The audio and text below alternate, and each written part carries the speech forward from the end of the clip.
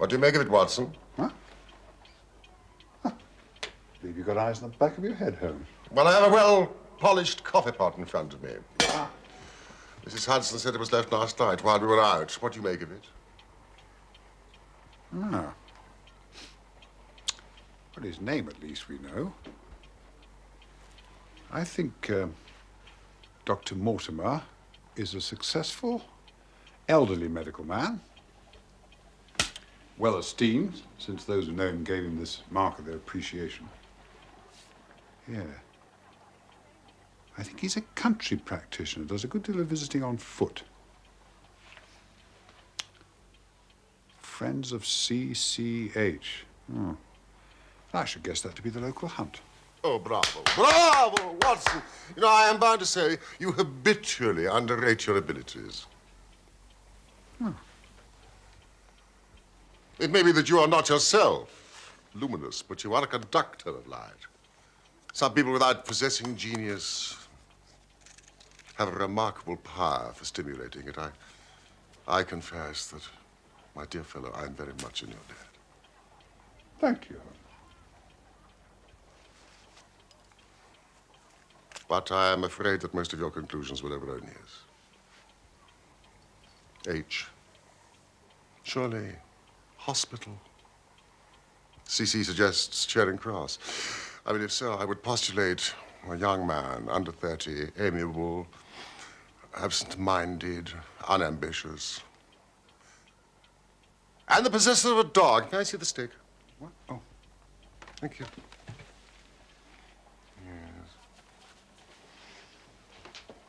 Yes. Larger than a terrier. Smaller than a mastiff.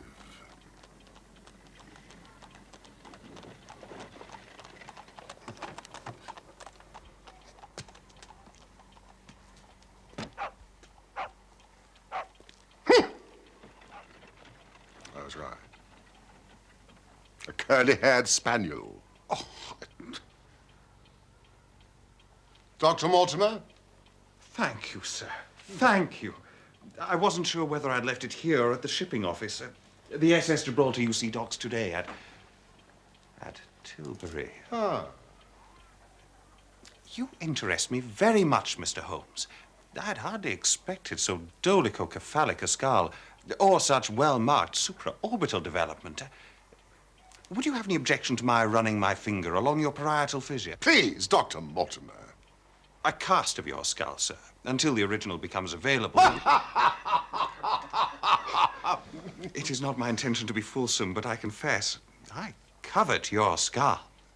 Behave and sit down, Dr. Mortimer. That's what? Yes. Good boy. Well, I presume that it was not your phrenological passion which drew you to Baker Street. Unfortunately, it was not, sir. Spot? I have here the statement of a certain legend which runs in the Baskerville family. Baskerville? Yeah, I'm an executor of Sir Charles Baskerville's will and found it amongst his papers. It concerns Hugo de Baskerville, who was lord of the manor at Grimpen on Dartmoor. Dartmoor? Some 200 years ago. The document is somewhat later. Learn then from this story to be circumspect in the future. For those foul passions whereby our family have suffered may not be loosed again to our culpable ruin. 8th of November, 1742 was an intriguing preamble. I read of Sir Charles Baskerville's death. From a medical point of view, it was a poorly informed article. No, thank you. He died of dyspnea and cardiac exhaustion. Were the conditions linked or were they parallel? Oh, they were linked, in my opinion. There was some facial distortion. Caused by the cardiac pain, presumably. Yes. You sound doubtful. It was not merely facial distortion. Well, in the year 1692, Hugo de Baskerville abducted a young girl. But she escaped across the moor at night, cursing. He unkennelled his pack of hounds and hunted her down like a wild animal. When his 3 drunken companions followed, they found the girl in a deep dip or goyal, dead from fear and fatigue. They had also confronted the cause of her death, a huge, demonic hound. Even as they looked, the hound tore the throat out of Hubert of Baskerville. One companion died that very night of what he saw, and the other twain were broken men for the rest of their days. This hound is supposed to have haunted the family since then, to the general misfortune of the line. Well, this may appeal to your lurid taste in fiction, Watson. It's a fairy tale, sir. Well, of course, Mr. Holmes. But fairy tales would not survive without a kernel of truth, huh? On the night Sir Charles died, I arrived at Baskerville Hall at first light.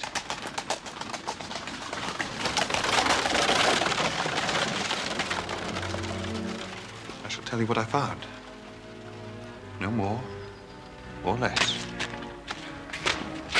Wait, please, sir. I had been concerned about him for some time. He had become obsessed with the legend of the Hound. He's by the summer house. He believed he had heard the hound itself upon the moors. He even believed he had seen it. At the time, I took such morbid fancies to be part and parcel of Sir Charles's pathological condition. And now? I no longer believe that to be the case. There, sir. We didn't like to move him, sir. Once we knew. Yes. Yes, quite, Barrymore. A sad occasion, Mrs. Barrymore. An unhappy vigil for you. He was our hope, Doctor.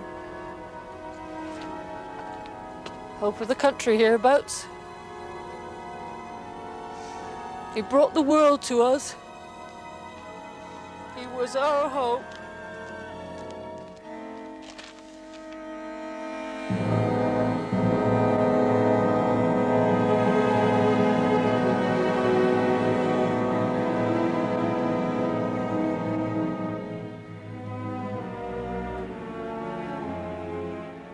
Before Sir Charles ran up the alley, he had evidently stood at the gate for at least 10 minutes. How do you know that?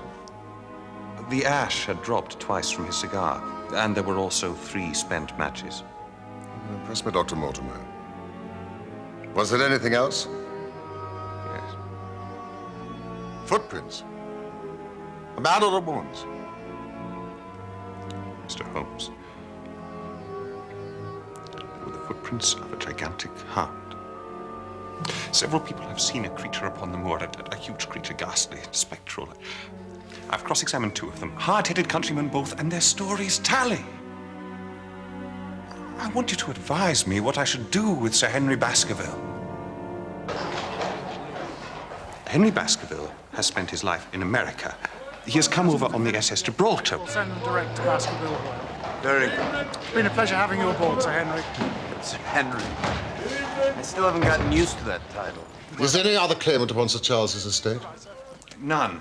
His youngest brother, Roger, died in Central America of yellow fever some 30 years ago. Northumberland Hotel, Northumberland Avenue. Sir Henry is the last of the Baskervilles.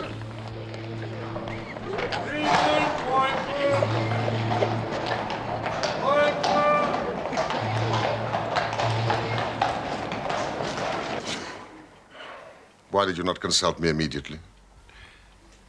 There is a realm in which the most accomplished detective is helpless.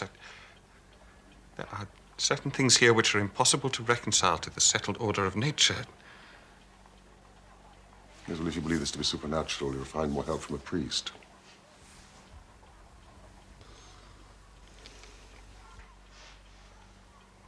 No.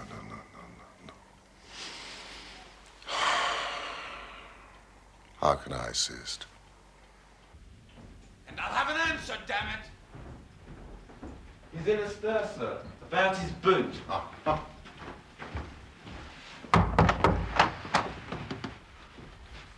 By thunder, if that fellow can't find my old black boot, Surely it was a new brown boot. No. Last night, they took one of the brown ones. Today, they've sneaked one of the black. I'm sorry, Mortimer. I'm sorry to trouble you with this nonsense, but this is a first-class hotel, damn it. Oh. Hello. Mr. Sherlock Holmes at your service. I think it is worth troubling about, as a matter of fact. You do? Why? Because it's inexplicable. Good. That's good.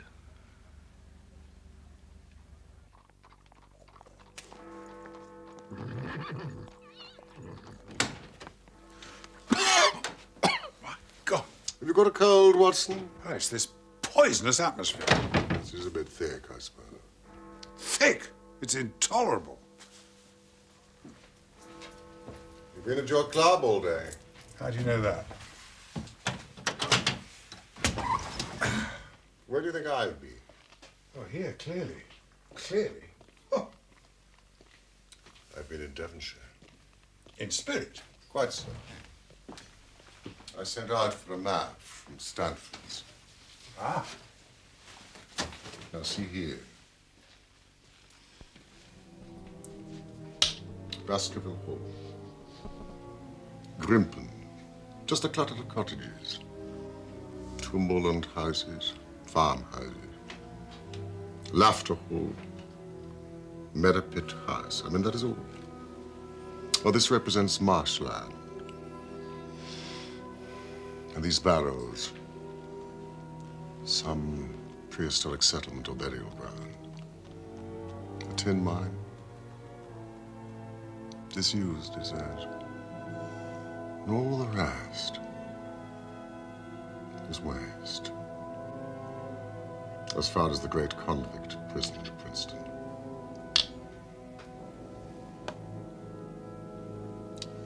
It is a worthy setting if the devil did decide to dabble in the affairs of man. Then you yourself are inclining towards a supernatural explanation.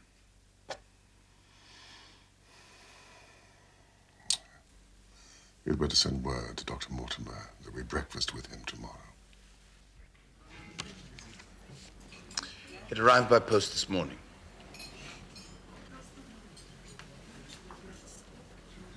So you think out little puzzles, Mr. Holmes? This one wants more thinking than I'm able to give it. Very suggestive. Yes. A joke is like as not. So, Mr. Henry, has anything interesting happened to you since you've been in London? No, I don't think so. Have you been followed? What? I seem to have walked right into a dime novel.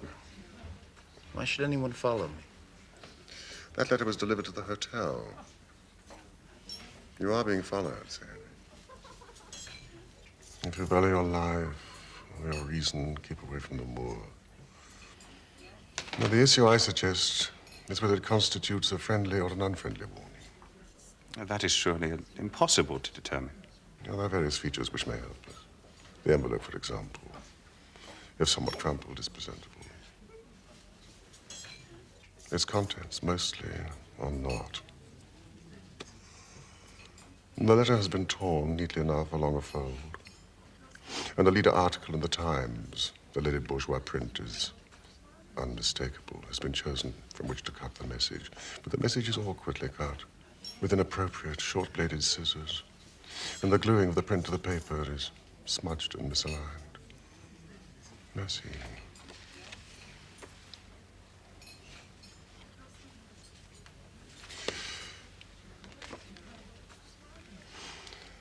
Only half a sheet of paper, and yet the watermark is clear. Huddeston, Quail. You will find that paper in 100 middle-grade hotels, but not, I think, here. A first-class hotel would have paper of a greater weight. The ink is institutional. That also suggests a hotel. Yeah. What can we determine from this? Pocket fluff. I infer that the person who wrote this message is staying at a nearby hotel. He's neat of habit and started the task methodically. But then he began to fear discovery. He rushed it through. and put the result into his pocket until such time as he posted it. It is true that fearful people threaten. But my interpretation is that this is a friendly warning, because it seems a risk was incurred in its execution. Bravo, Mr. Holmes. You fulfill your reputation, sir. No mistake. But if you're right and this fellow's afraid, then he's afraid not only for his own skin, but what might happen to me. Quite so. Dr. Mortimer, I think it is time that you explained.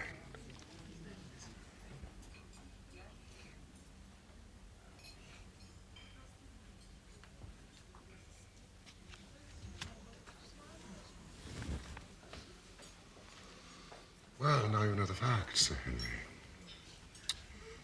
The question is whether or not you should go to Dartmoor.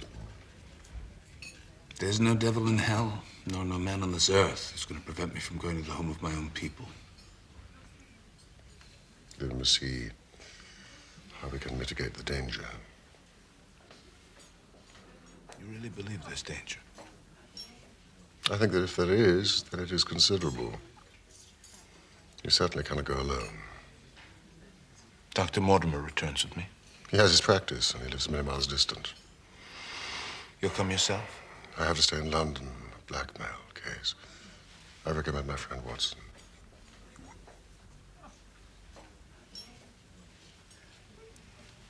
That's very kind of you, Doctor. And I do hope that you're going to take care of I will. Dr. Mortimer, very, very good luck. Thank you. Take care of it. Yes, of course. But we don't know what exactly was.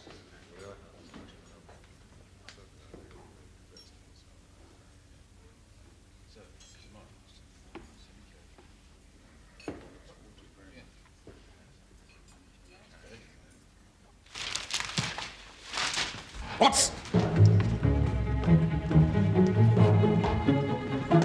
This way!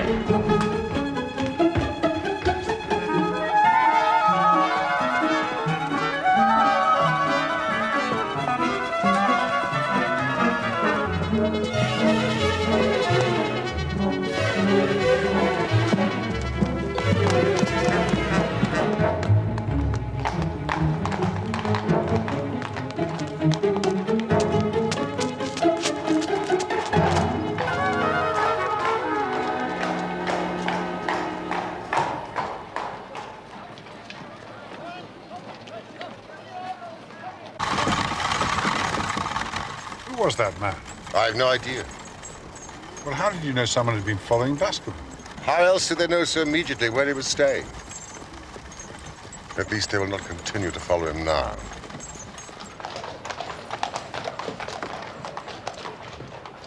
When a crisis comes, Watson, and it will, report to me.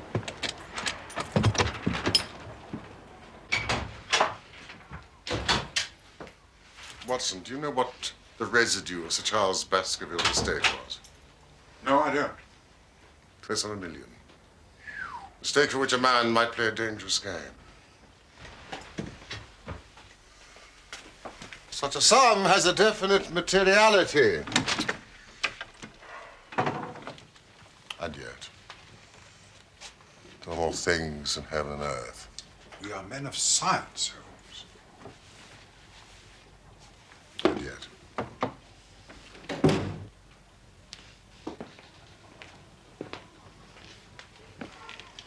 It's an ugly, dangerous business, Watson.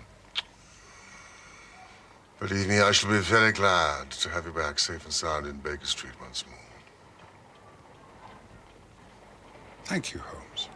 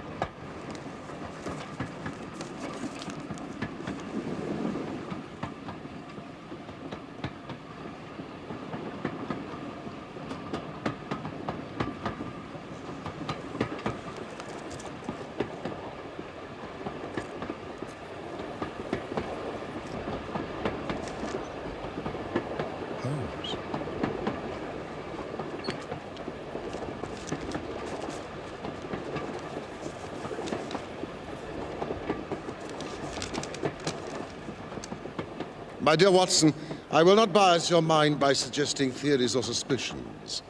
Simply report facts to me in the fullest possible manner. Concentrate your attention upon the following.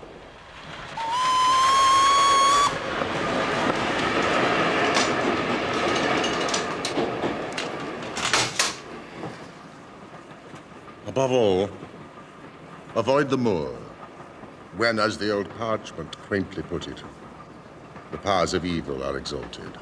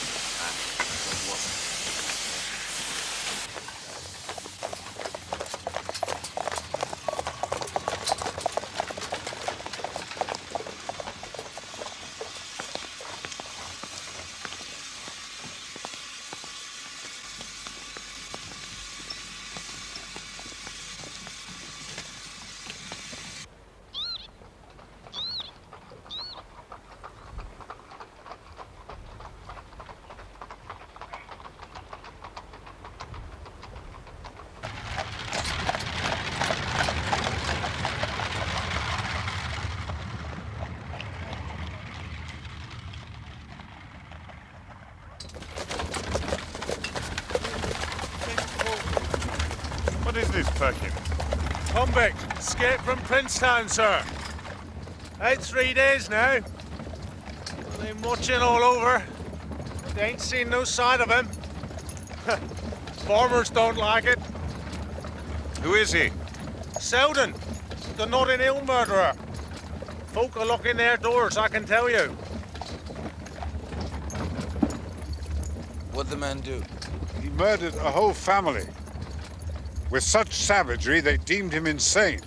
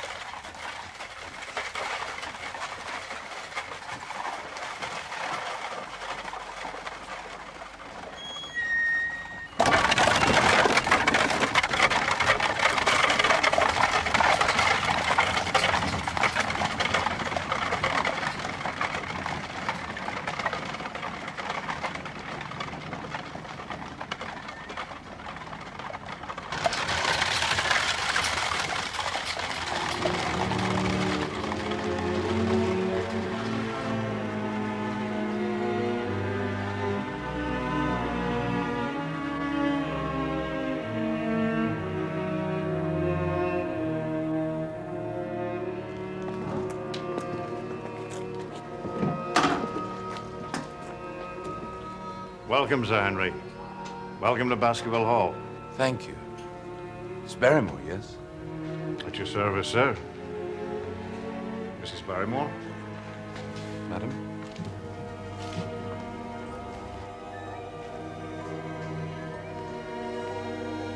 If I can be of service, do not hesitate to send for me, day or night. Of course, thank you. Walk on. This way, Sir Henry.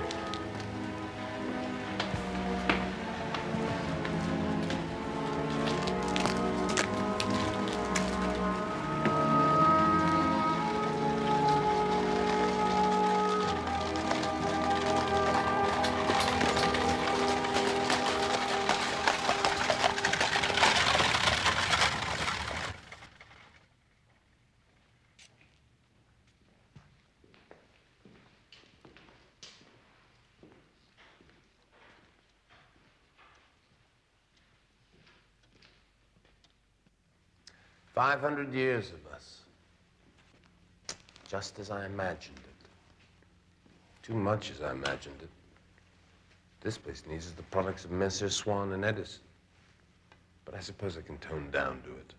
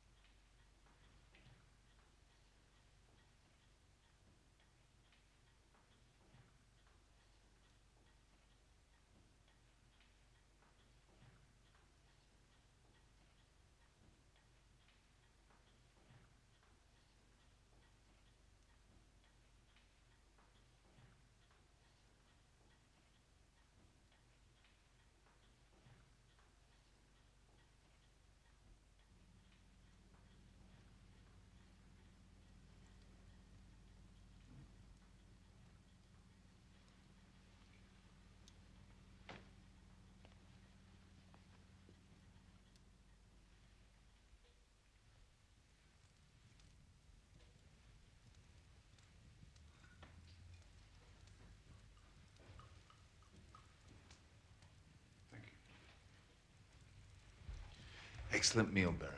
Please thank Mrs. Barrymore for us. Thank you, sir. Shall be pleased you enjoyed it. Well, Dr. Watson, shall we?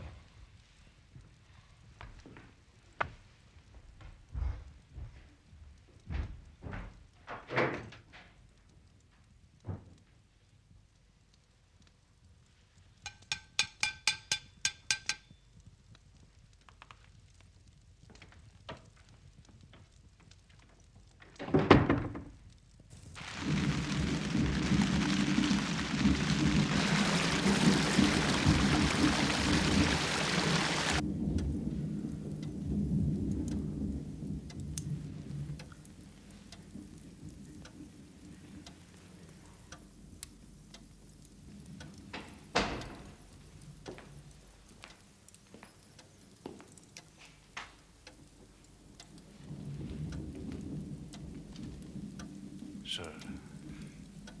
Barrymore. What is it?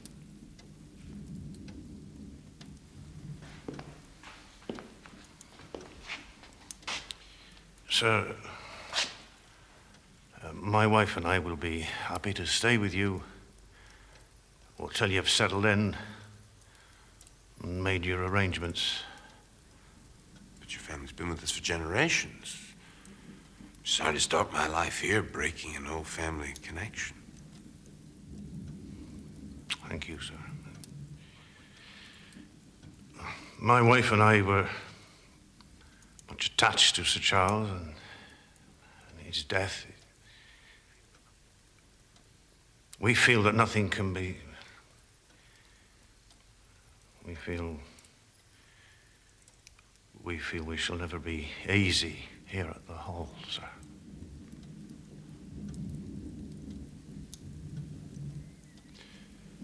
Right. Well, what do you mean to do? Oh, Sir Charles's generosity has given us the means to set up in business in a small way, sir. Well, thank you for telling me. Might I look forward to you pulling me a pint in your own house one day? Well, that is the sort of thing, sir. Thank you, sir. Good. Mind you call it Baskerville Arms? Yes, sir. Thank you, sir.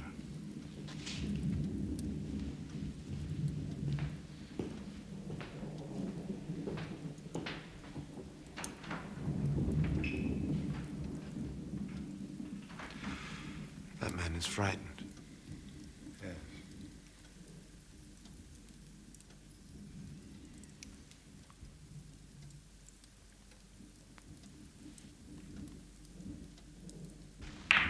Sure.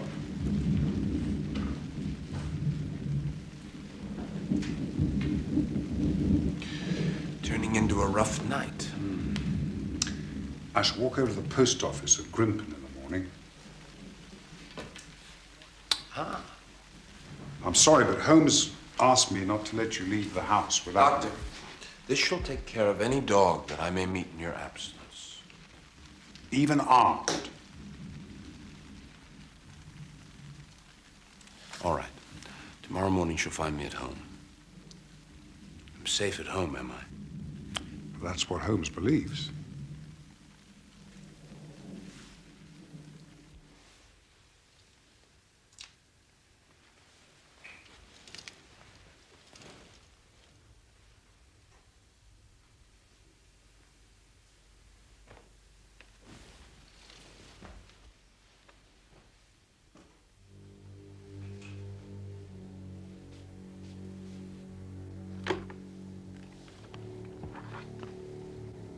It's an ugly and dangerous business, Watson.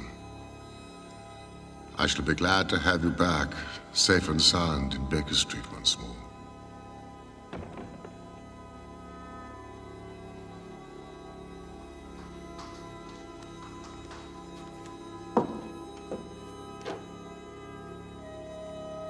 It's a realm in which the most accomplished detective is helpless. There are certain things here which are impossible to reconcile to the settled order of nature.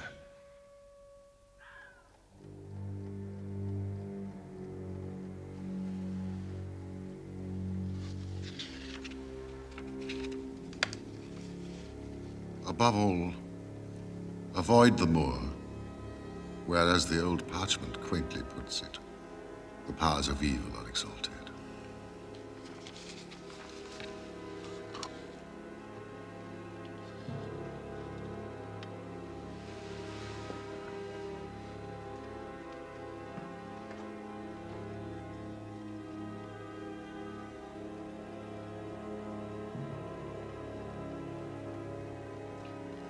Do you know what the residue of Sir Charles Baskervilles' estate was?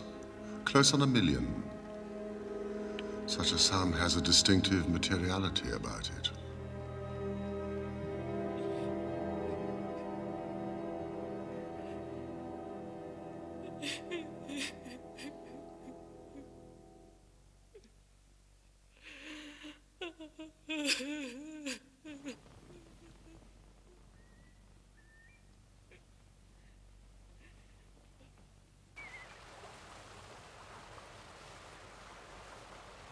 Good morning. How are you today? Oh, very well, thank you. Here we are. Thank you, sir. Thank you.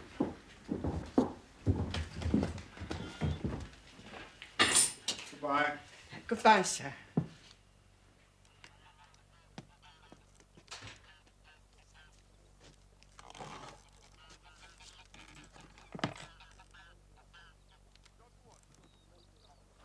Dr. Watson?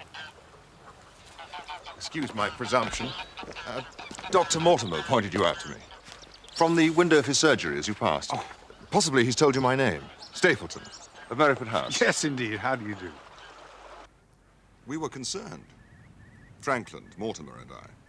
Concerned? Lest Sir Henry should not come. You know the legend of the fiend Hound. We thought it might seize his imagination just as it seized poor Sir Charles's. How is Mr. Sherlock Holmes? Dr. Watson, you are here. It follows, then, that Mr. Holmes is interested. I'm afraid I cannot answer your question. Well, may I ask if he is going to honor us with a visit himself? He cannot leave town. Other cases engage his attention. I assure you, I'm simply here to visit my friend Sir Henry. I do not need help. I apologize for the intrusion. A moderate walk along this path brings us to Merripit House. I wonder... Well, perhaps you would spare me an hour, Dr. Watson, that I might have the pleasure of introducing you to my sister. But I'm expected back at Baskerville Hall. No, I'm sure an hour will not hurt. Thank you, Mr. Stapleton.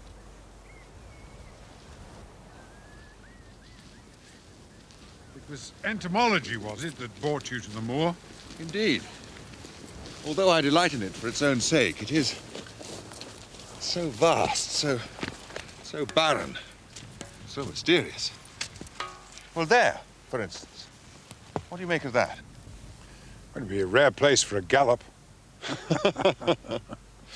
That is the great Grimpen Mire. False step there means death, to man or beast. Only yesterday I saw one of the moor ponies wander into it. He never came out. I could see his head for quite some time, straining out of the bog hole. It sucked him down at last. Even in the dry season, it is a danger to cross it, but after these recent rains, it is an awful place. And yet, I can find my way to the very heart of it and return alive. Well, why should you wish to visit such a horrible place? You see the low hills there beyond it? They're really islands. The flora there is undisturbed, which means, of course, that rare species can breed there. And one of them, a subspecies, like Canidae, is unique to the place. In fact, I'm credited with its discovery. Really?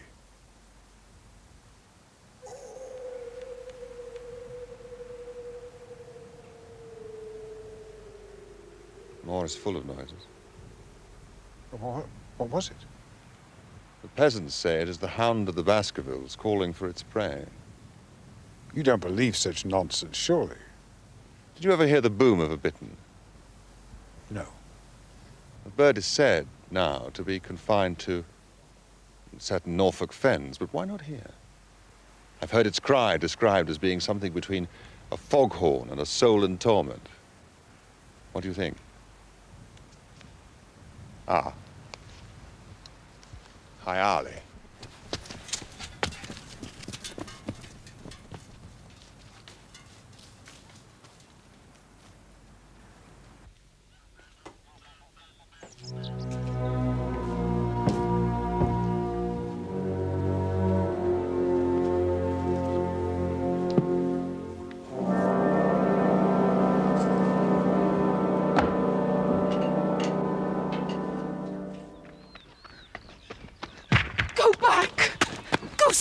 To London instantly.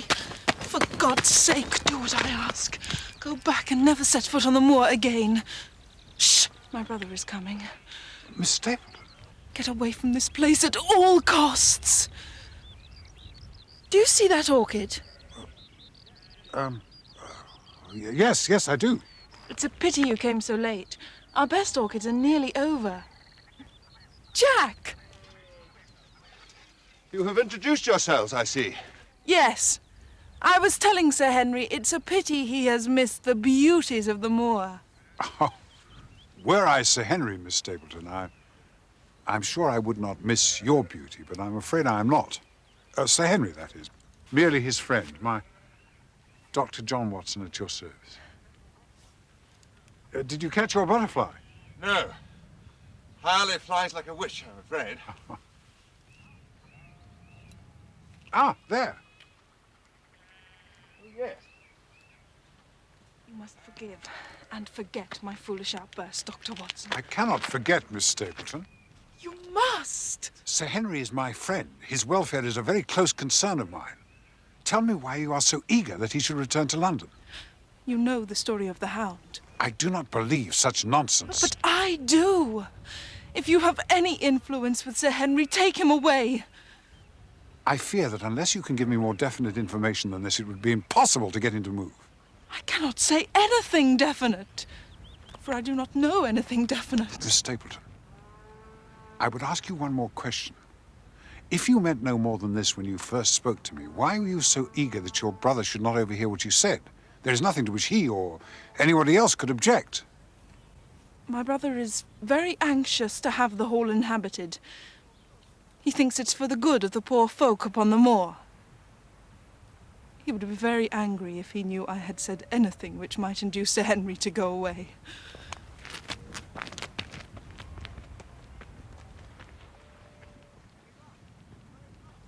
Any luck? Afraid not. Flies like a witch, and so beautiful. Pale clouded yellow. I have a number of them, of course. I must show you my collection.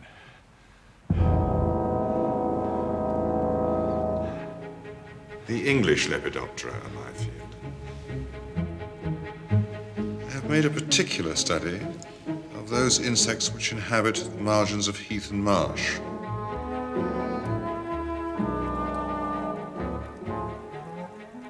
A magnificent collection and the work of a serious scientist. Even the Exotica, I must mention a brilliant creature called Morpho Pelides limpida, was dated and catalogued with the care he applies to his personal field, the British Lichenidae. One of which is unique to the moor. I must also report that the new brown boot has turned up. Barrymore found it amongst Sir Henry's luggage when he unpacked. Miss Stapleton is very handsome, and on Tuesday we are to dine here at Baskerville Hall with all our neighbours. So Sir Henry, who chafes a little at the restrictions you have imposed upon him, will have a chance to judge her beauty for himself.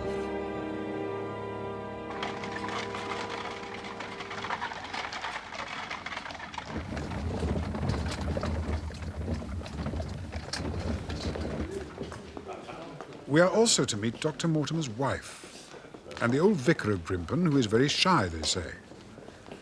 And Mr. Franklin, an amateur astronomer of some note, who has a reputation of being litigious to a fault. A red letter day. Law is law, and I mean to teach 'em. I have established a right-of-way slap through the middle of old Middleton's Park. Case decided today. We must teach these magnates they cannot ride roughshod over the rights of commoners. Case decided today. Today, Mr. Franklin? Today, sir. Why do you ask? They are saying in Fernworthy that you've had the wood there closed to the villagers. Also today. A red letter day, as I said. True, sir. I shall be burnt in effigy tonight in Fernworthy, but I have the case against them. Infernal people seem to think there are no rights of property. They can swarm where they like with their picnic papers and bottles. But why should they complain? No one goes to the wood now. They have to cross the moor to get to it. No one will cross the moor. Why is that, sir? You've surely heard. The Hound walks abroad upon the moor. The Hound of the Baskervilles, Sir Henry. I've heard. Is it a phenomenon you believe in yourself, Mr. Franklin? Ask the vicar. Astronomic and forensic matters are my domain. Demonic matters are his. Is it a hound of hell, vicar? Or what? Yes. An interesting question. Whatever it is that has been seen, it is undoubtedly something. Our farrier, Thomas Chubb, is not a man given to visions. And he saw something out there. A dog, he said, but the size of a calf. And I do not think local hysteria is an adequate explanation myself. I pray nightly that it remove itself from us, whatever it is, that we all may sleep the more soundly. Yes. I believe it is Selden the murderer who frightens the folk. In Grimpen, they believe he is still upon the moor. We are too ready to condescend and attribute superstition to these poor people when they are in fact subject to a natural and sensible fear. Bravo, Miss Stapleton. Bravo. This hellhound's existence would not survive a court of law. Mere hearsay. Bring the thing before the bench in the full blaze of jurisprudence, say I, then I will believe in it.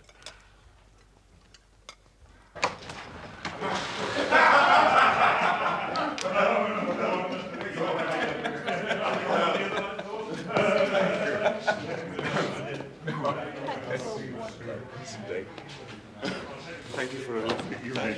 Good night, Doctor. Very nice to see you. Very good to see you.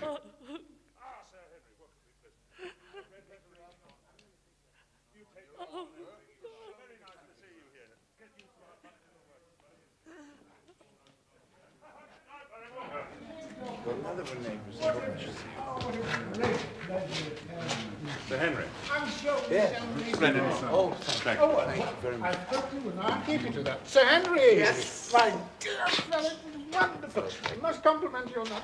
Claret! Delicious. Absolutely delightful. Welcome enough.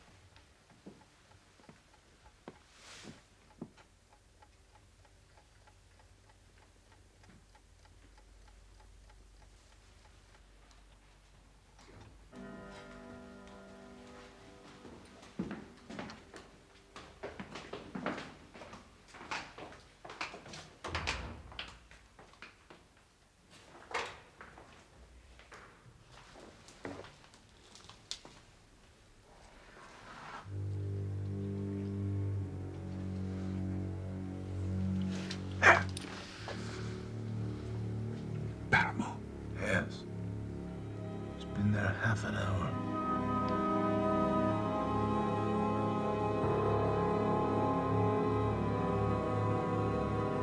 What's he doing? I don't know. Look! Out of the moor.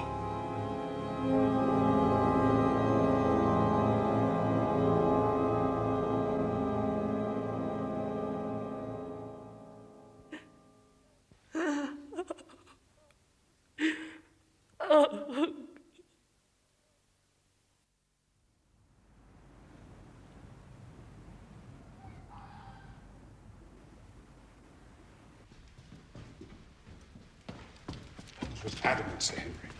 We must not go onto the moor in darkness. When the powers of evil are exalted, Doctor, bogies to frighten children, man. Come on. We have the chance of getting to the bottom of this business tonight.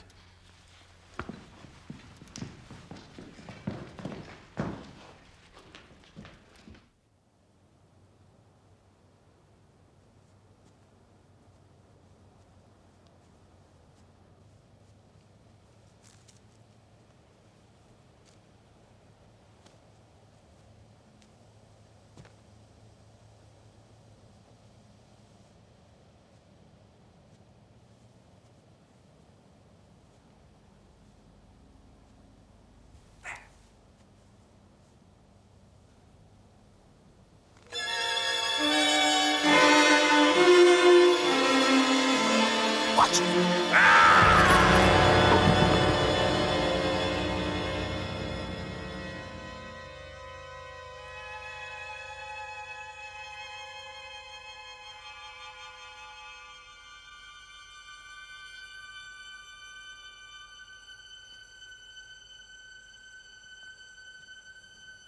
You all right? I thought to shoot, but I couldn't. Come on.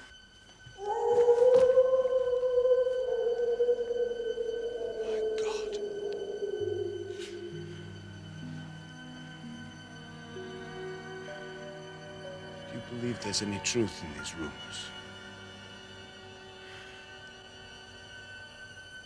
Look! Listen. Barrymore? It's not seldom, at any rate. We were followed in London, and we're followed still. Come on. Let's get back to the house.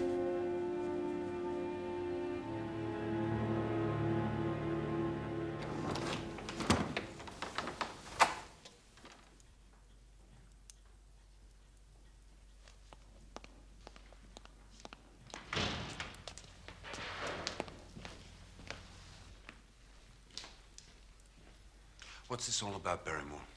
Sir, it may seem that we have betrayed your trust. See! Damn it, Barrymore, you have! Sir, it's no fault of his, sir. He didn't want it, it's me. It's me and mine. The poor creature came to me for help, sir. How could I refuse after what they have done to him? Selden, Mrs. Barrymore, I don't understand. Why should he come to a respectable woman? He's our brother, sir. It's true, sir. He dragged himself here, half-starved. And what would you expect? We fed him. We took food out for him, sir, no more than you would for a dog. We hoped he'd go, but the light has been there, night after night. Is this true, Barrymore? Yes, sir. Have you any conception what this man did, Barrymore? Yes, sir. But he's a broken man.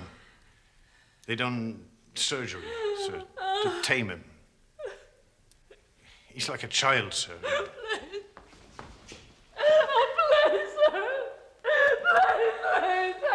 Mrs. Barrymore, please.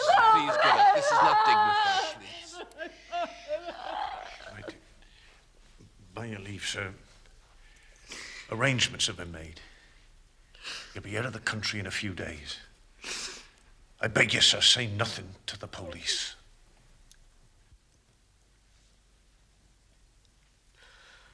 What do you think, Doctor? You say he's harmless now, Barrymore. Yet he threw a rock at us. As a child might throw stones, sir. The murderer's heart has gone out of him. He's but a frightening baby now, sir. This is an apt description. He will be harmless.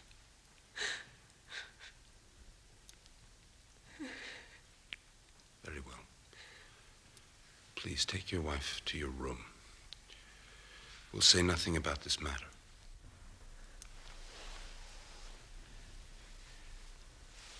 Thank you, sir.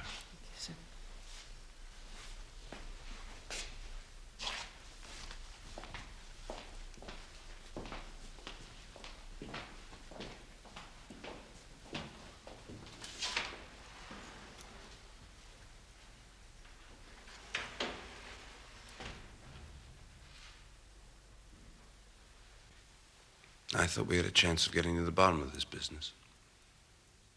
All we seem to have done is compound a felony.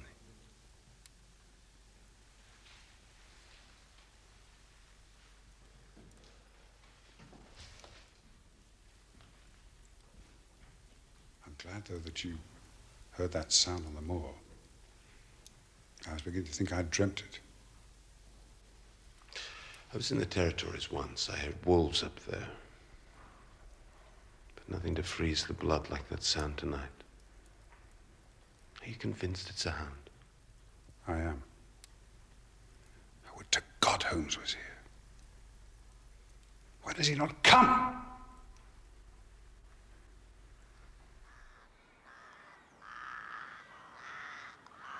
And yet, Holmes, when daylight and birdsong return, the black imaginings of the night evaporate.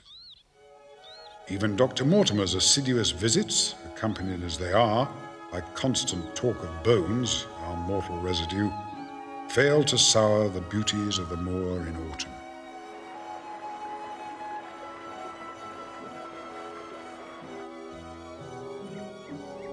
We are, however, still far from the heart of the mystery. The question which most persistently nags at me is who was the man on the tall? With his identity known, I feel we should have the key to this fatal riddle within our grasp. This is a rather nice piece of cloth. I picked this up in Baltimore, but I never wear it. Meanwhile, I have discovered a streak of amiable tender-heartedness in my host. Oh, this. So guilty did he feel at nearly shooting his servant's murderous brother-in-law that he has given Barrymore many of his excellent American clothes. Determined, as he now is, to play the role of English squire in dress as in anything else. Much too American. I'm turning over a new leaf. You take it. Thank you kindly, sir.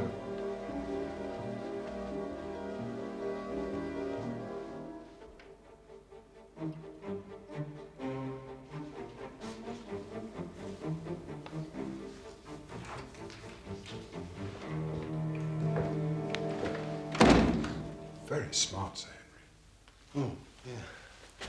Well, I'm going to stroll over to Maripet House. I thought I'd invite Stapleton and his sister, or rather, I should say, Miss Stapleton and her brother to luncheon on Monday. Well, I know you won't want me to come with you there, but Holmes insisted that... Now, look here, my friend. Holmes could not have foreseen certain developments. You'd make a very civil gooseberry, but no. I'm afraid I have to go alone.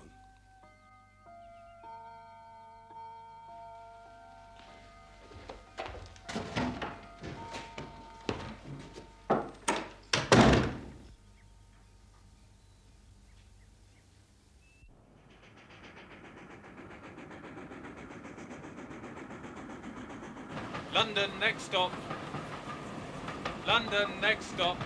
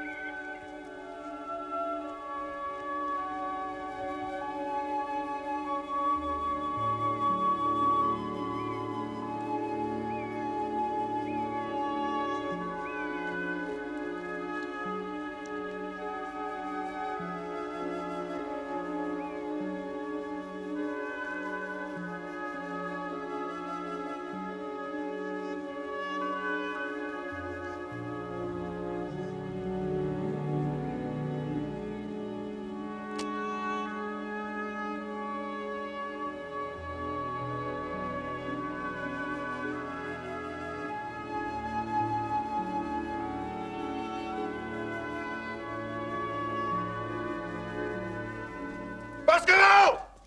Baskerville! How dare you, sir, make advances to my sister in such a fashion? Jack! I'm sure the lady gave you no reason to presume upon her good intentions. We welcome you into our circle, sir, and you repay the hospitality by forcing your disgusting attentions upon her. No, but I assure you, sir, my intentions Away, are sir! honorable. Away to the hall! Beryl!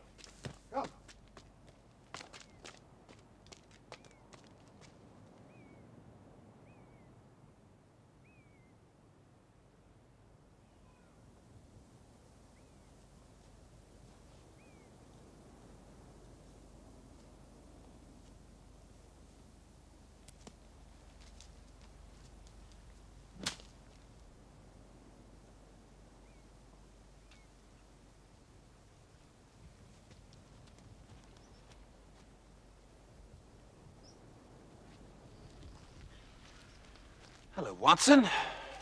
Where have you dropped from? I took it upon myself to follow you. I'm afraid my duty to Holmes overrode my tact. I see. Well, hope they're not selling tickets in Grimpen. I assume you saw what happened? Mm-hmm.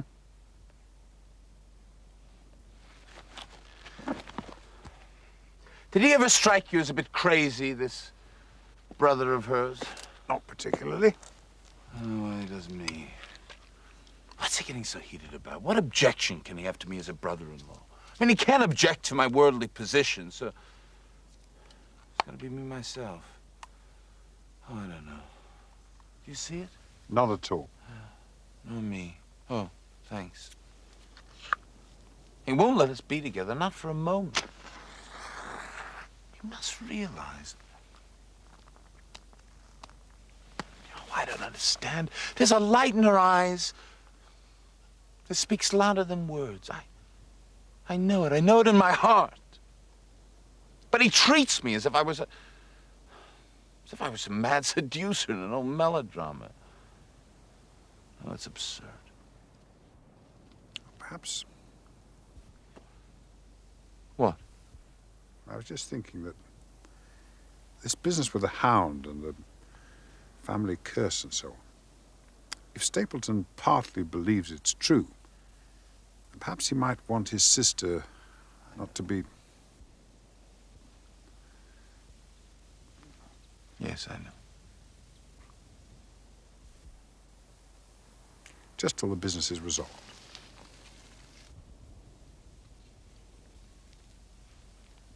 Yes, of course. Well, shall we walk home together?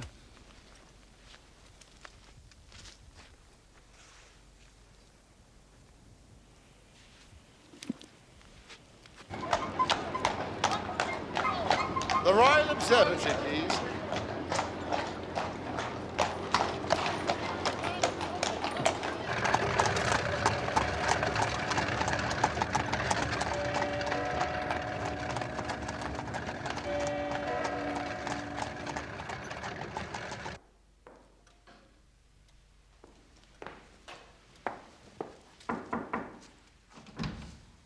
I am forever in your debt. Oh, no, not at all.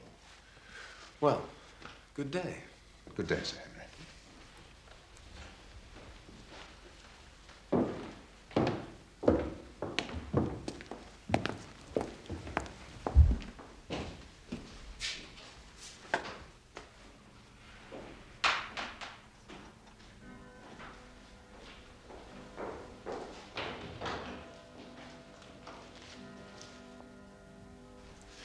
Well, well. What happened? Stapleton. I still think the fellow's crazy, but he's just given me the most complete apology a man's ever likely to receive in his life, and he's invited us to dinner tomorrow. Friday, indeed. Good. I look forward to it. Ah, the post at Grimpen. Just so.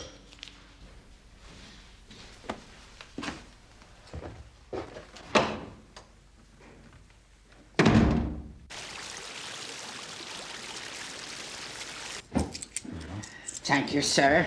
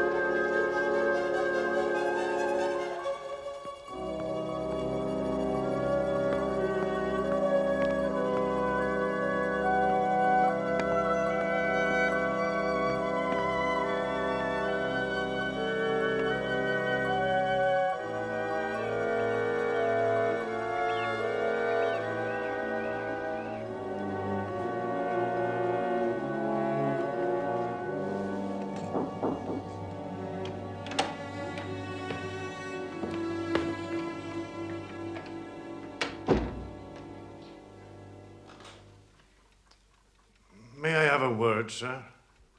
Of course. You've been very good to us, sir, and I should like to do the best I can for you. It's something I found out, sir. Yes? We found it after the inquest and told a mortal soul didn't know how. About Sir Charles's death, sir.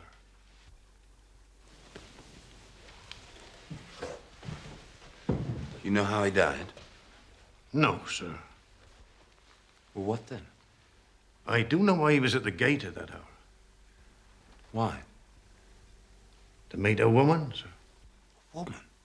Are you sure? Oh, yes, sir. Well, what was her name? I can only give you her initials, sir. Yes, 'twas something my wife found. She was cleaning out this very room, Sir Charles's study, sir, and in the grate there she found this scrap of paper. Oh, 'twas all burnt, but well, it could still be read. from the shine in the writing, if you know what I mean, sir. Of course, I understand. Please go on. Well, she called to me, and I wrote it down. Please, as you are a gentleman, burn this letter and be at the gate by 10 o'clock. Then the initials, LL.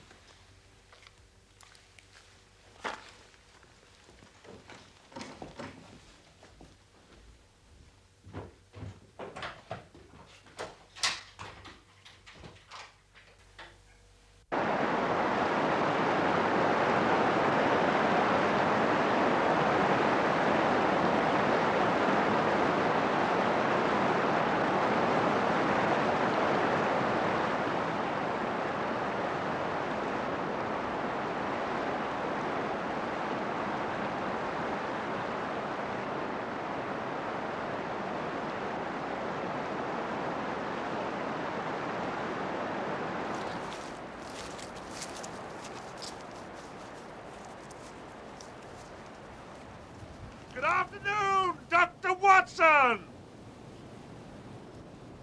Mr. Franklin? Come along up. I shall order you tea. Thank you. You're here to solve the Baskerville mystery, are you not? Well, I have a telescope. I see things on the moor. Surely you should know about them.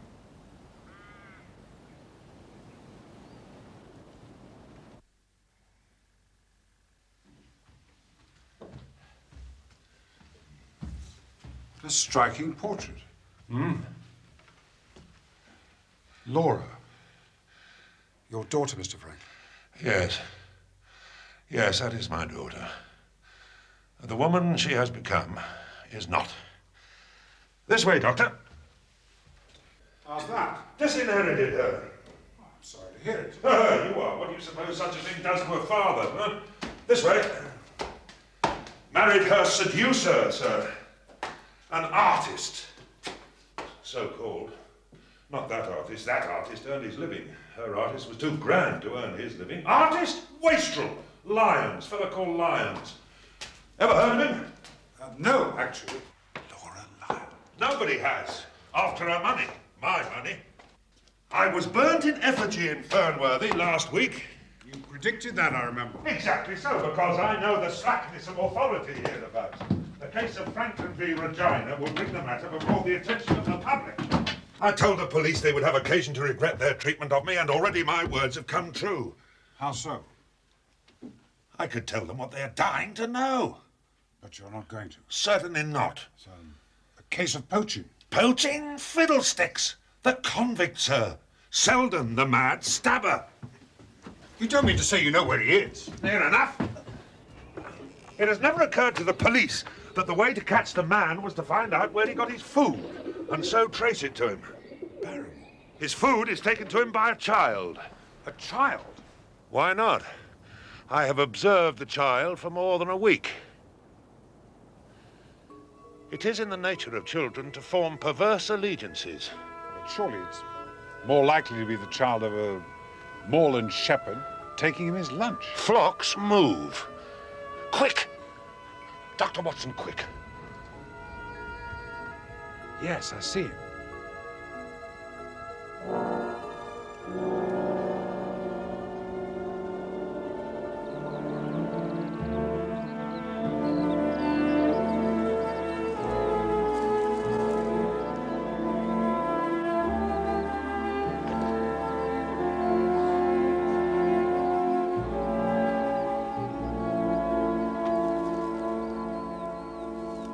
Dr. Mortimer! Dr. Watson, I have something marvelous to show you.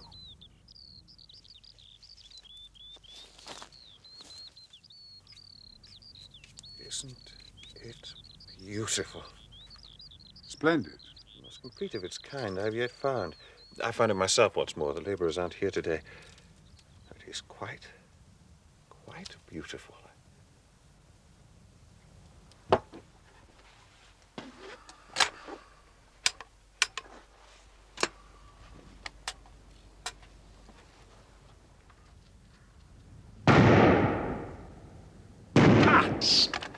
If there's one animal on this planet which I cannot abide, it is a rabbit. Really? Rabbit's burrow. Have you any conception of what a family of rabbits can do to the chronology of a dig in a single night? You are on your way to the necropolis. I could show you round if you like.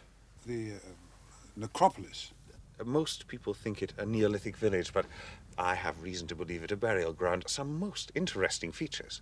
Ah, I should be glad of your company. There's someone bivouacked near there.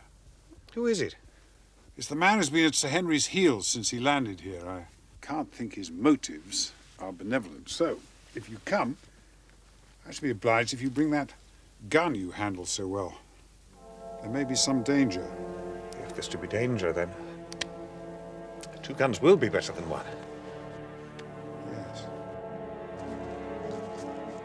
Do you know Laura Lyons? Old Franklin's daughter. Yes, she's a patient of mine. She lives in Coombe Tracy. He's cut her off, you know, without a penny. Do you know if she was acquainted with Sir Charles? It's possible. After her marriage went wrong, she was able to set up for herself in a small way, as a typist. Sir Charles may have made that possible. He was a man who fostered many good causes. She may have been one of them. What sort of a painter was Lyons? Oh, brilliant.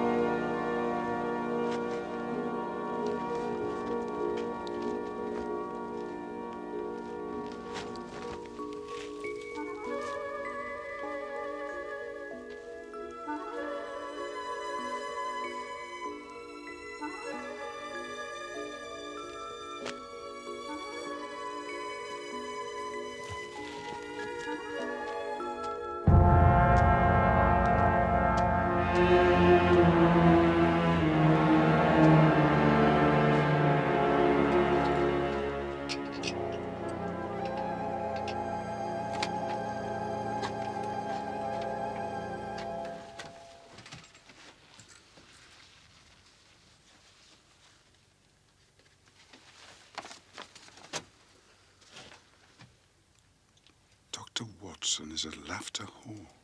Perhaps it is you who's been dogged by this secret man, and not Sir Henry at all.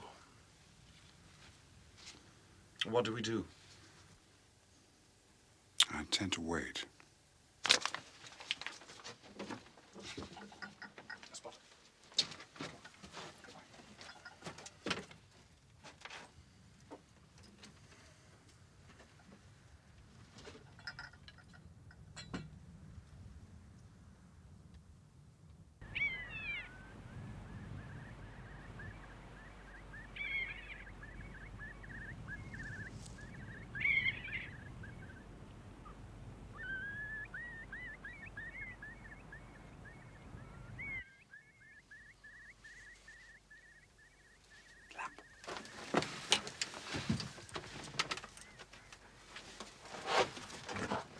It's a lovely evening, Doctor. I really think you would be more comfortable outside than in. When I see a cigarette stub marked Bradley, Oxford Street, I know my friend Watson is in the neighborhood.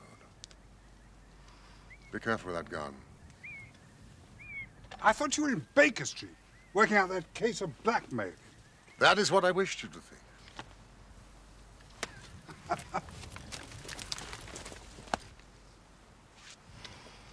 I've deserved better at your hands, Holmes. You use me and do not trust me. Well, my presence would have warned our very formidable opponents and put them on their guard. It was essential that you and Sir Henry believed me to be London all the time and behaved accordingly. Dr. Mortimer. Mr. Holmes. How long have you been in Devon? I fancy you saw me on my second night, when I was foolish enough to show myself against the moon. Huh. And all my reports have been wasted. No. Here they are.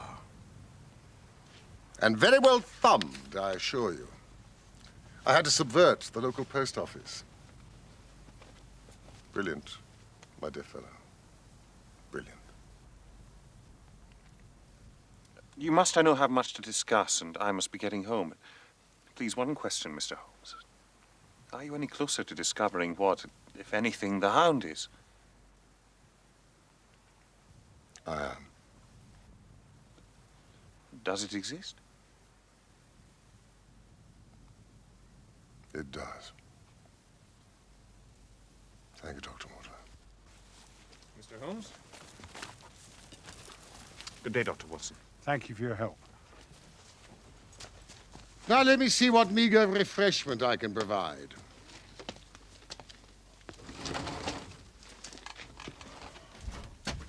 Cartwright, the little chap from the express office. I brought him down with me to look after my simple wants.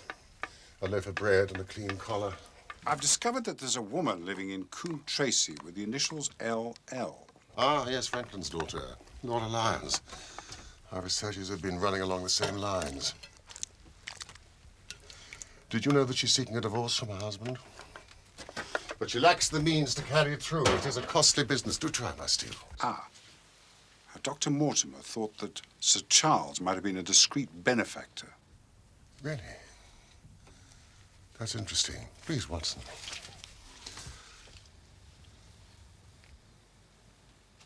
It's quite disgusting, Holmes.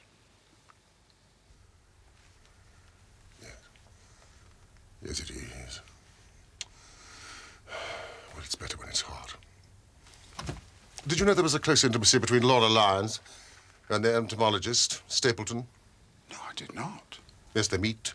They write. She's no doubt counting on becoming his wife. That is the most powerful weapon in our hands. How? I don't understand. Because Miss Stapleton is in reality Stapleton's wife, not his sister. His wife? Yes, it was she who sent us that warning to the Northumberland Hotel. Why this elaborate deception? Don't ask me for particulars, Watson, but it is murder. Refined, cold-blooded, deliberate murder. What led you to him? He is a genuine entomologist. But that mention of his sole claim to fame, his discovery of a subspecies, Lycaenidae, that was his fatal moment. There can only be one discoverer of a species.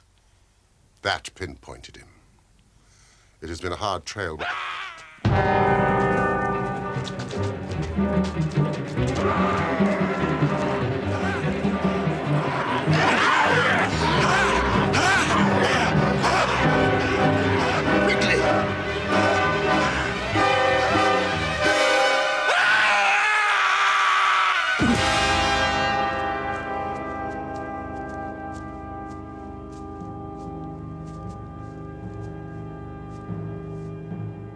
It's Sir Henry.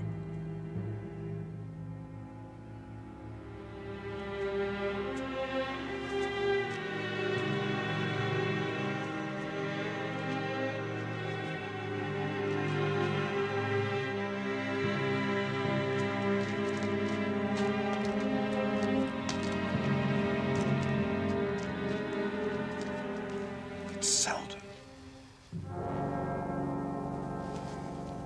Sir Henry's clothes were the poor devil's death. Poor devil indeed. It's only a half-life in truth. No one must know for the moment. We must hide the body.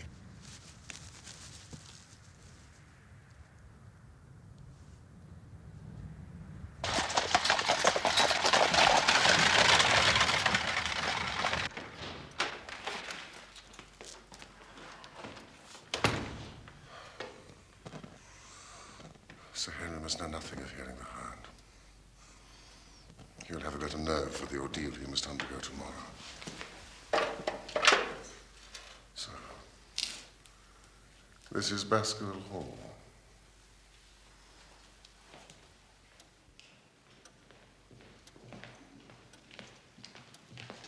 One moment, Wilson.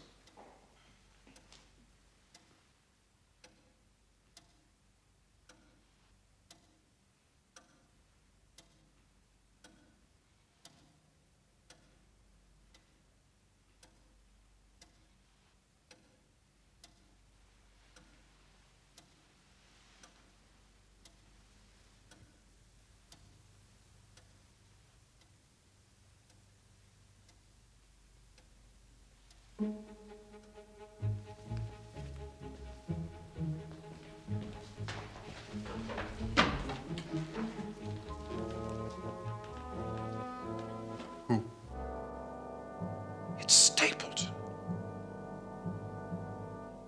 He's a Baskerville.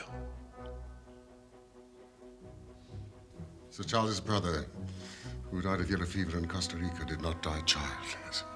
We have him, Watson. We have him. And I dare swear that by tomorrow night, he will be fluttering in our net as helpless as one of his own butterflies.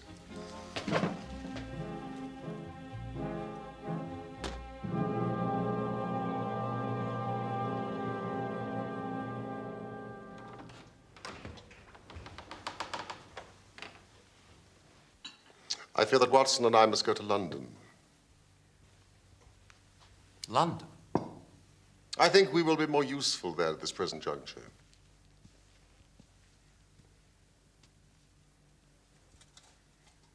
Excuse me.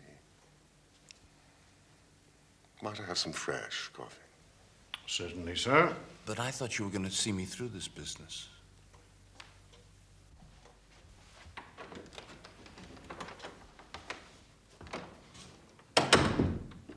Trust me, my dear fellow. I do. Tell Stapleton that I would have been happy to come with you, but that urgent business required me to be in town. I don't understand. Should I not come with you to London? Why should I stay here alone? No, you must stay. And do exactly as I tell you. Of course I will. Drive to Merripit House. Send the trap back. And let it be known that you intend to walk home. Across the moor. At night. If I had not every confidence in your nerve and courage, I would not suggest it. It is essential that you do this. Then I will do just what you say. Take the path. Exactly on the path. From Merripit House to the Grimpen Road. It is your natural way home. And when do you intend to leave? Immediately after breakfast. Thank you very much. Sir.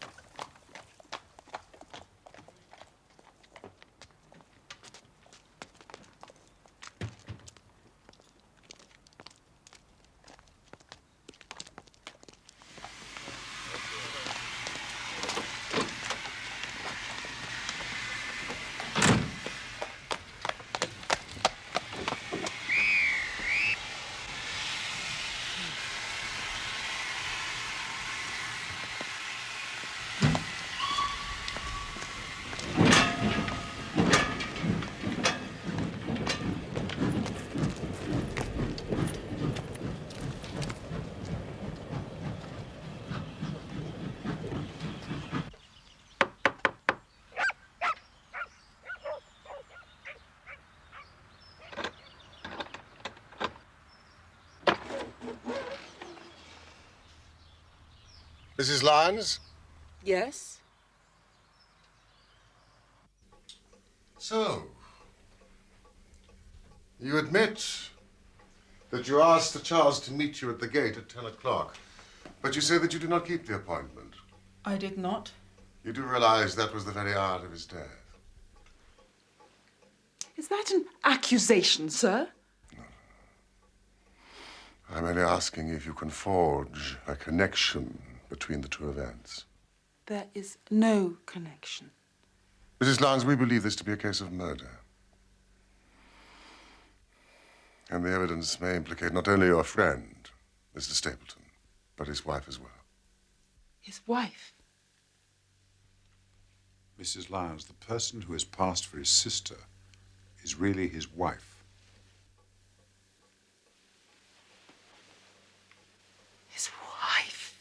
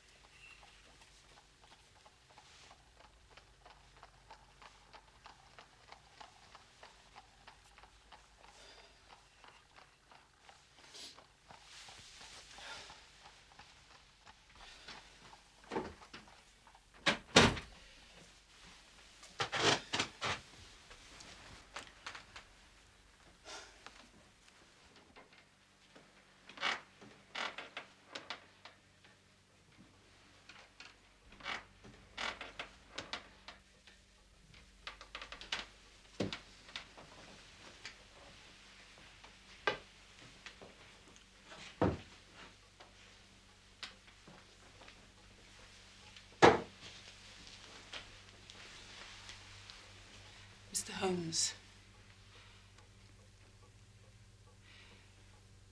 Mr. Stapleton offered me marriage on condition I could obtain a divorce from my husband. He told me he... Oh, he has lied. He has lied and lied and lied. Why should I preserve faith with him who never kept any with me?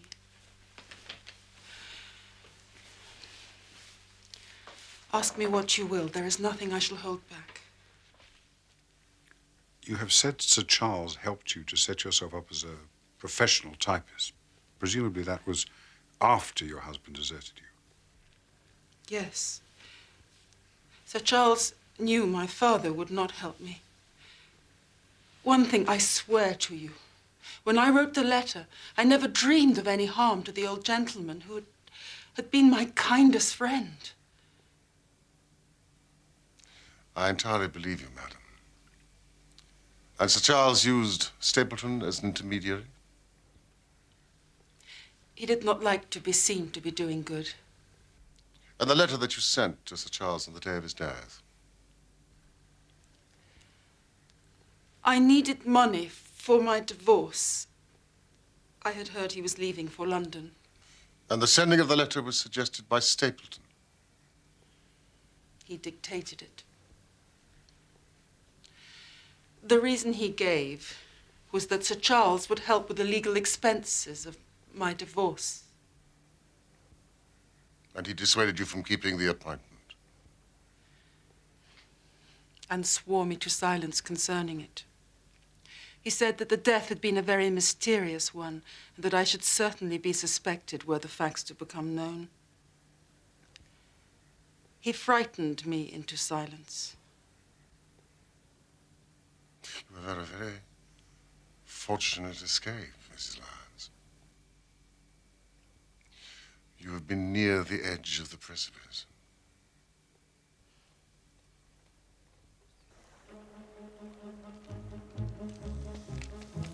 Students of criminology will remember the incidents in Grodno, in Little Russia in the year 66. And of course there are the Anderson murders in North Carolina. But this case possesses features which are entirely its own. Dr. Watson tells me that you handle a gun. I am fairly proficient. Well, it was you who first brought this case to our attention. It is only right that you be with us at the climax. Thank you.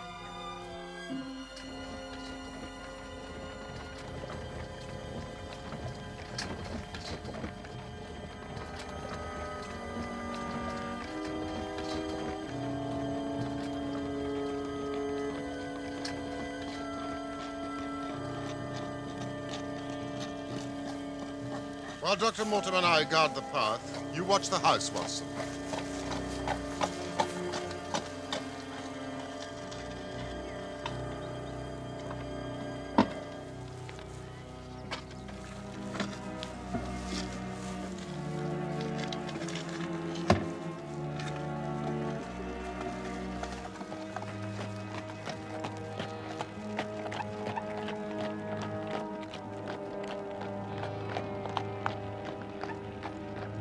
I don't like it. There's fog in the air. It's in the hollows already.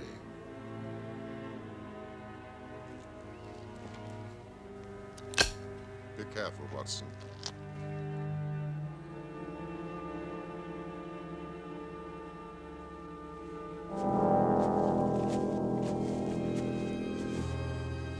I'm so pleased you could come.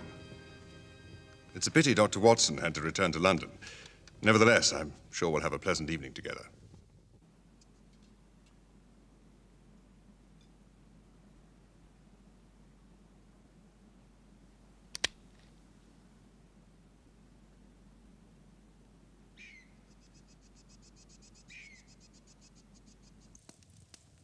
If you'd excuse me for a moment, Sir Henry. I shan't be long.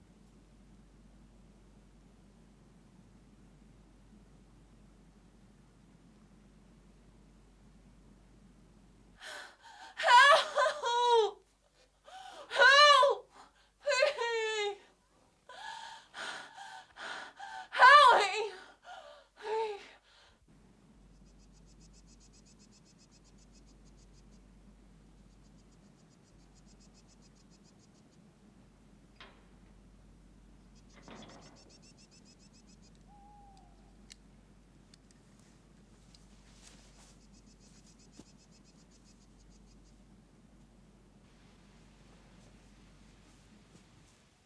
Sir Henry was still inside the house when I left.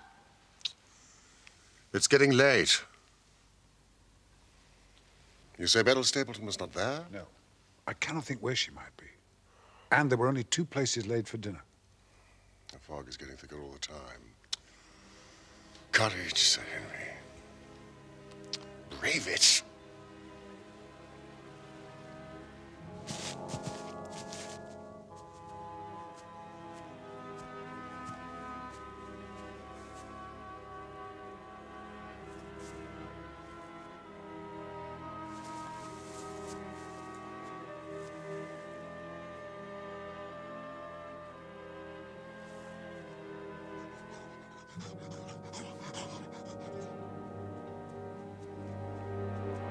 He's coming.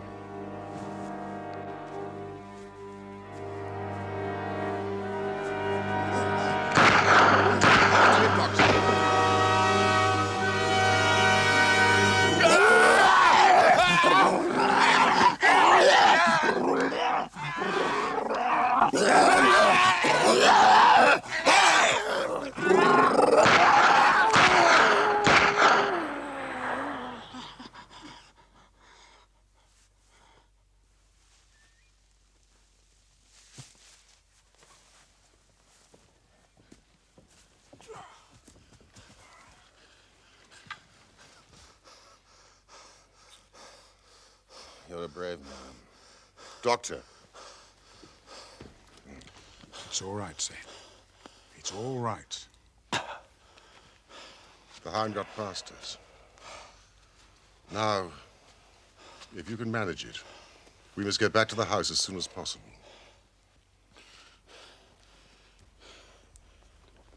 Phosphorus?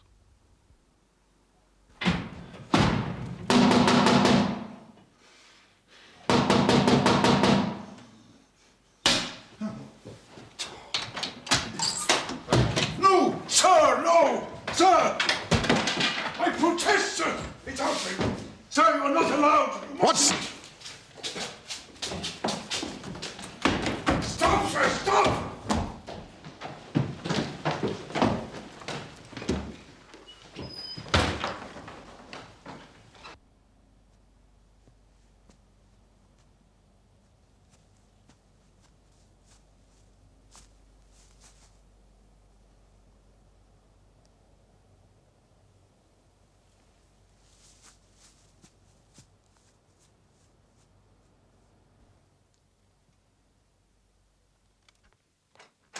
The door's locked. Help! Help me! Help! Please help! In here! Help!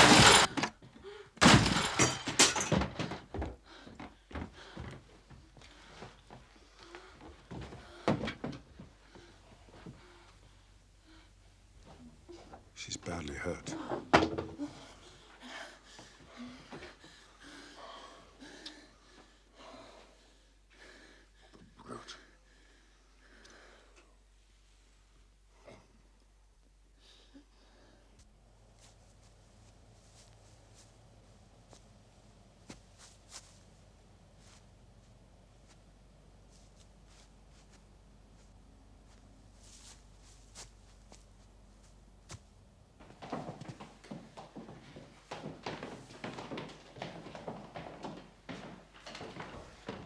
All right.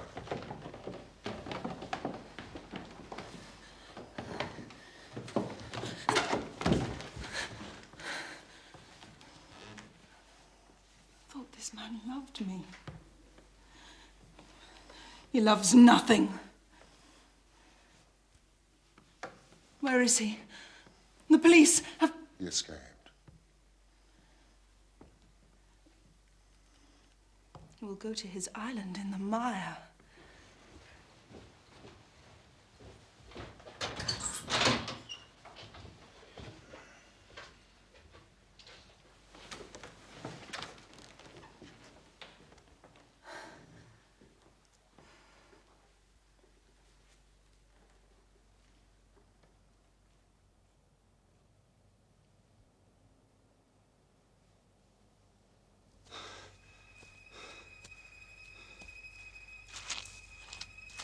I must take care. Great care.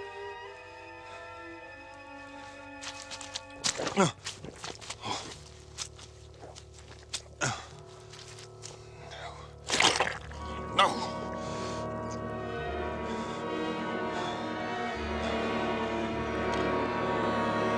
Help me! Please! Somebody help me!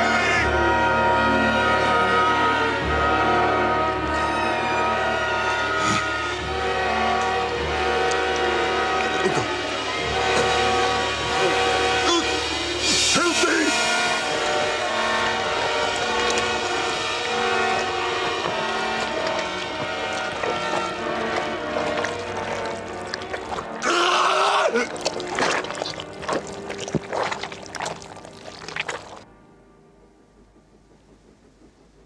Holmes had established that Stapleton had bought the dog from Mangles of the Fulham Ross and Mangles in the Fulham Road in London. Ross and Mangles of the Fulham Road, London. He took it on the North Devon line and walked a great distance over the moor to his home. As we know, he eventually kennelled it at the heart of the Grimpen Mire. The Grimpen Mire. How on earth did he expect to claim the inheritance if this creature had mauled Sir Henry to death? Mauled. Very good word, Watson. Through intermediaries, Beryl Stapleton said that he intended to return to Central America and conduct his claim upon the estate from the depths of Costa Rica. Having established his identity as a Baskerville through the British authorities there. Of course, he had no interest in the estate. He simply wanted the money. What about the boot? He stole the boot, presumably, to have an article of Sir Henry's clothes, to set the hound on him. That is why the new boot would not do. Sir Henry had not worn it. Watson, we are late. I have tickets for the Huguenot at Covent Garden. A little dinner at Massini's on the way. Wonderful, Holmes. Piper! Who wants an evening piper?